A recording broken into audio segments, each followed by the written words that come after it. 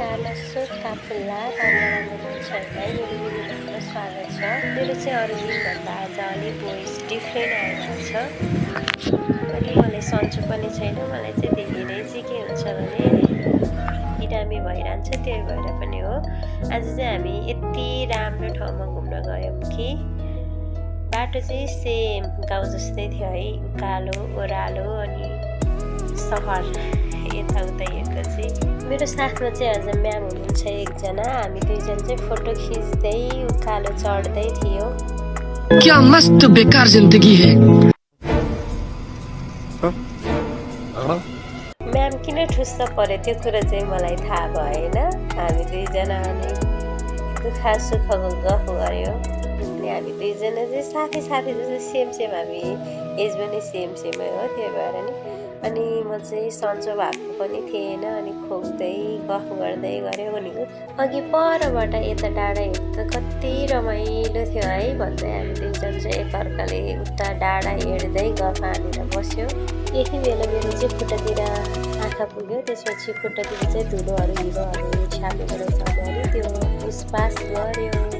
अनि उहाँ म्यामलाई चाहिँ निन्द्रा लाग्यो अरे कि यति राम्रो ठाउँमा आउँदा पनि हाई गर्दै हुनुहुन्छ। अनि हामी दुईजना उता हेर्नु न म्याम अल्छी लाग्दैन भन्दै म देखाइरहेको छु।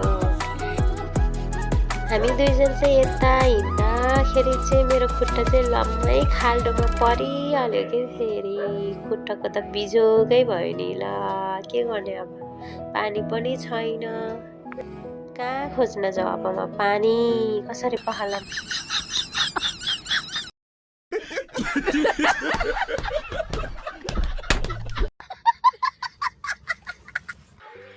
हेलो गाइस, सुस्मिता म्यामको खुट्टा यस्तो भएको छ, एकदम राम्रो। खासमा यो पेन निकालेको छैन रहेछ, हराएको भए के हुन्थ्यो भनेर बस सोची आइरहेको। मौसम जरा सा रूठा हुआ है, सैयारा तू तो बदला नहीं है। मौसम जरा सा रूठा हुआ है। मेरो चाहिँ आज दिन एकदम धेरै खराब रहेछ। यता घर फर्किने क्रममा पनि अर्को बाटो आएको त बाटै छैन रहेछ। यो म्यामले झन् यतैबाट जम भनेर बिजो। हेलो गाइस, सुस्मिताले यहाँ हिँड्न सकेको छैन। हल्का होइन, हल्का यहाँबाट अलिक उफ्रिनु न। खुट्टा नै छोटो छ अनि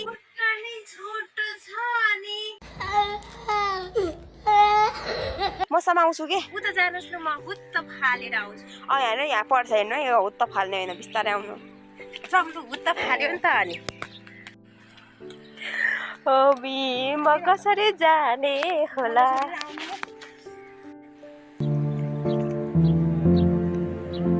मेरो हात यस्तो भएको छ गाइस, सुस्मिता म्यामको हात खुट्टा त्यस्तो भएको छ। हामी चाहिँ सर्टकट बाटोको चक्करमा यस्तो बाटोबाट आएको हौँ।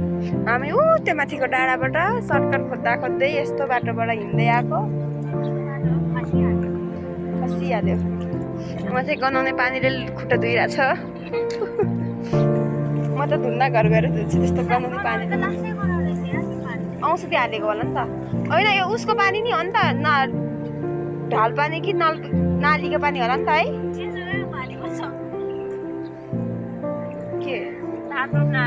म चाहिँ रुम पनि आइपुगिसक्यो। आज चाहिँ दिनै कस्तो खराब परेछ भने 3 चोटि त म हिलोमा डुबेर अनि त्यहीँ फोहोर पानीले खुट्टा पखालेर आयो रुमसम्म। अनि भोक पनि एकदम धेरै लागिरहेको थियो अनि चाउचाउ बनाएर खाएँ।